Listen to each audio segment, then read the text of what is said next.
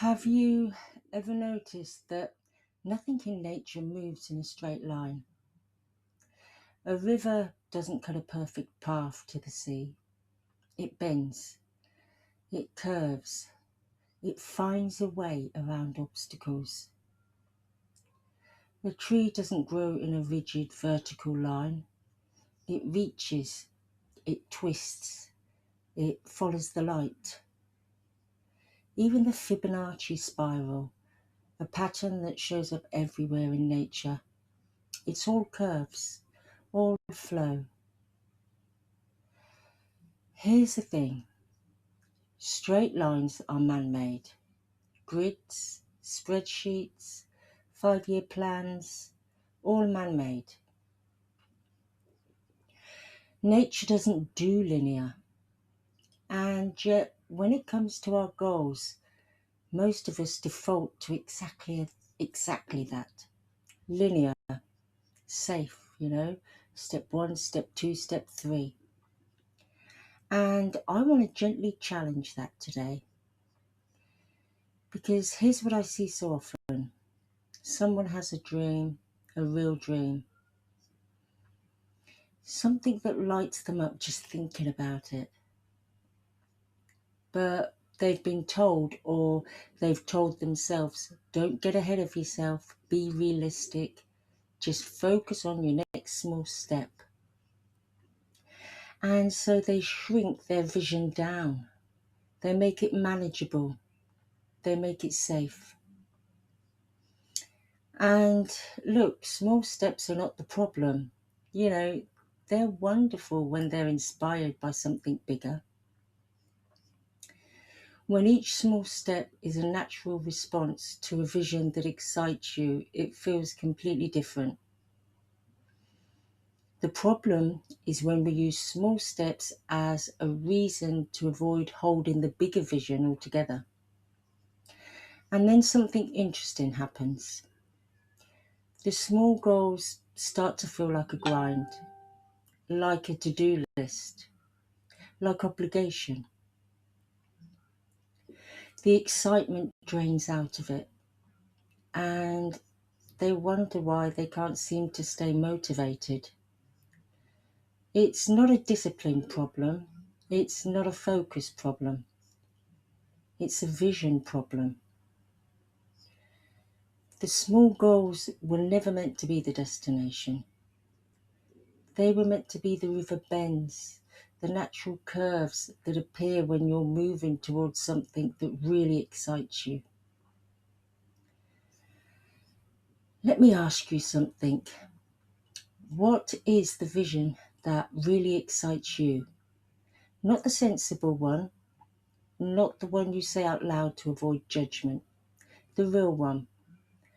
The one that gives that flutter in your stomach when you let yourself think about it. Because that feeling, that's not fantasy. That's information. That's your internal compass pointing you in the right direction. And here's what most goal-setting advice completely misses.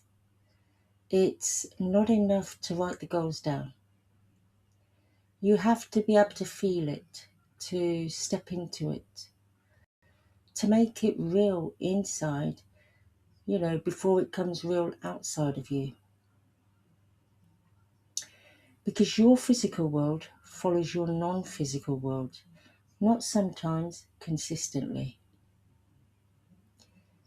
Now, for some people, feeling into a big vision comes naturally, but for others, it needs a little help. And that's completely fine because there's something you can do about it.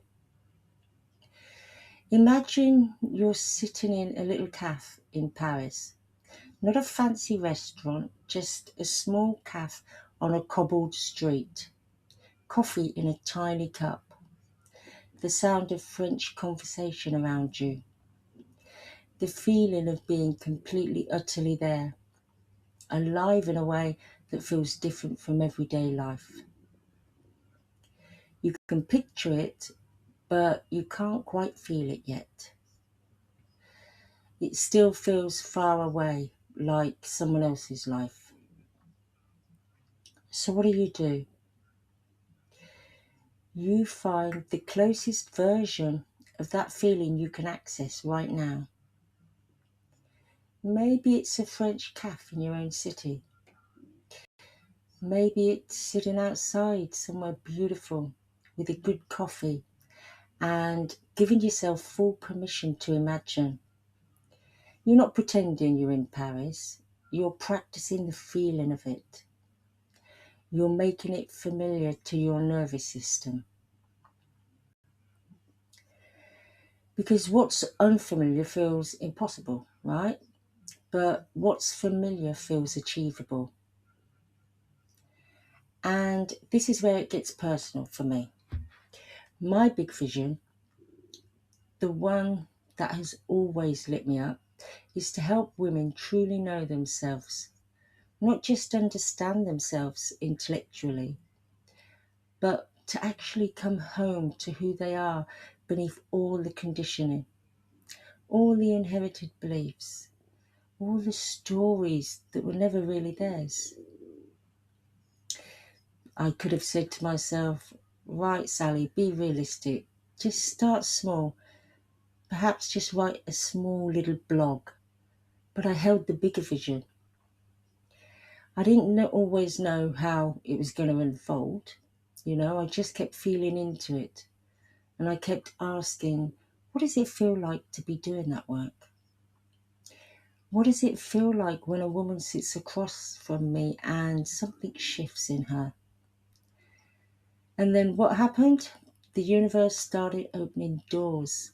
Opportunities appeared that aligned with that vision. Not because I forced them, but because I was moving in a direction and the path revealed itself, bend by bend, just like a river. I'm not at the end of the journey. Another part of my vision is that this work leads me into abundance, financial freedom, doing what I love. I'm not there yet, but I hold that vision. I feel it. And I watch as each small step just opens up naturally, not as a struggle, but as an alignment. That's the difference. When you're connected to a vision that genuinely excites you, the small goals don't feel like a grind. They feel like evidence that you're on your way. So I want to offer you this today. Don't shrink your vision to fit your current reality. Let your vision expand you towards a new one. Your brain and your heart working together, feeling the vision, not just thinking it. That's what creates the pull. That's what makes the small steps feel purposeful instead of exhausting. Nature doesn't plan every bend in the river, it just knows the direction downhill towards the sea, and the path appears. You don't need to know every step, you just need to know the feeling of where you're going and stay connected to that feeling. If this resonates with you, then come and join us inside the Inner Rewrite. The link is below this video, and there's also a free guide waiting for you. You Are the Experiment, a short but powerful read and completely on the house. And I'd love to know, what's the big vision you've been shrinking down to make it feel safer? Drop it in the comments. You might surprise yourself just by saying it out loud.